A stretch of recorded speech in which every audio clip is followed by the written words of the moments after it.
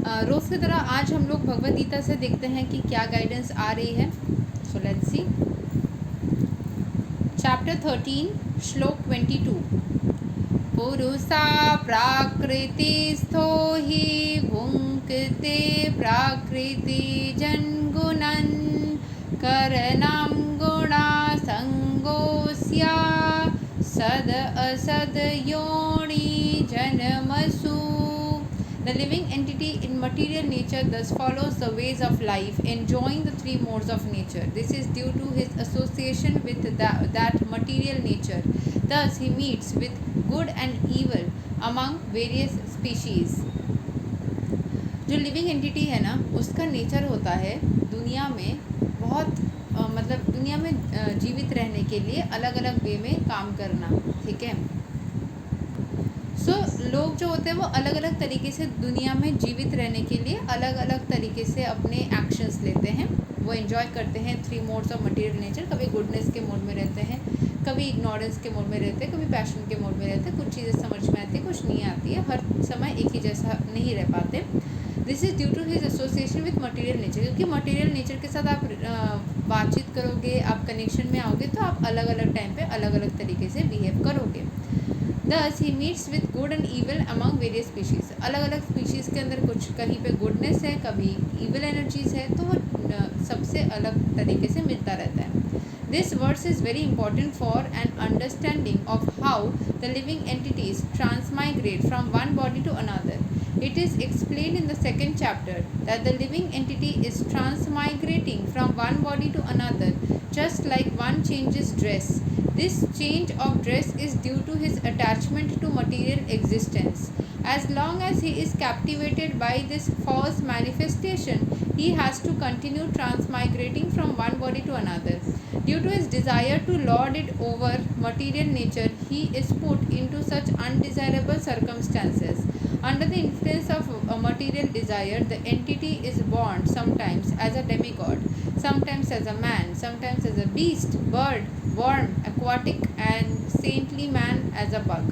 This goes on. जैसे हमारी energies होती है, जैसे हमारी इंटेंशन होती है, सिचुएशन के हिसाब से हम अलग अलग मटेरियल डिज़ायर के हिसाब से अलग बर्थ्स लेते रहते हैं।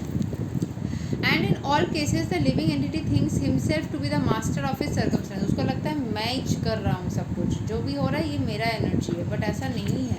वो मटेरियल नेचर की इन्फ्लुएंस में है। How he is put into different bodies is explain here. कैसे आपको एक शरीर मिलता है, वो डिपेंड इस तरीके से डिपेंड करता है। हर किसी को सेम तरीके का शरीर नहीं मिलता।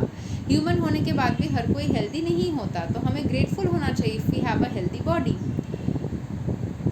One has to rise therefore above the three material modes and become situated in the transcendental position. अगर भगवान हमारे हर एक बातों को सीरियसली लेने लग जाएंगे ना, तो फिर हमारा इस दुनिया में जीवित रहना ही मुश्किल हो सकता है। जैसे हम शिकायत करते हैं या कुछ भी नेगेटिव बोलते हैं उन बातों को। One has to rise therefore above the three material modes. सारे मटेरियल चीज़ों से गुडनेस, नेगेटिविटी, इन सबसे ऊपर उठ करके हमें कृष्ण कॉन्शियसनेस में आना है।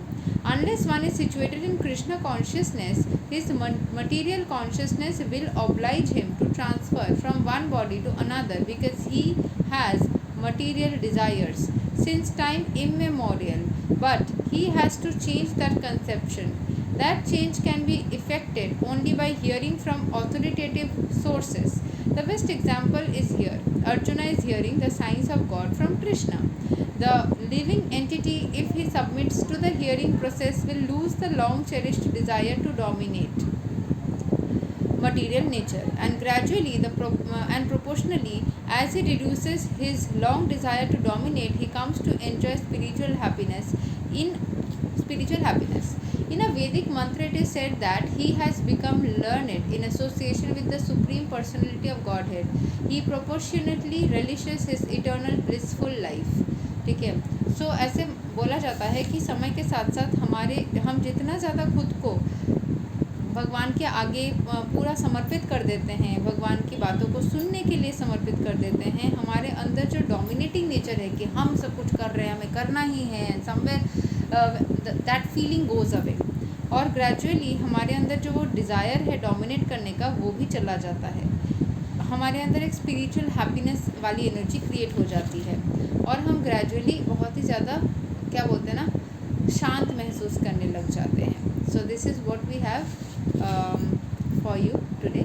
अगर आपको भगवद गीता के कुछ स्पेसिफिक श्लोक सुनना है, ज़रूर से मुझे कमेंट करके बता सकते हैं। और मेरे जो भी वीडियोज़ है या जो भी मेरा जो प्रोफाइल है वो आप शेयर कर सकते हैं अपने फ्रेंड्स एंड फैमिली के साथ में, ताकि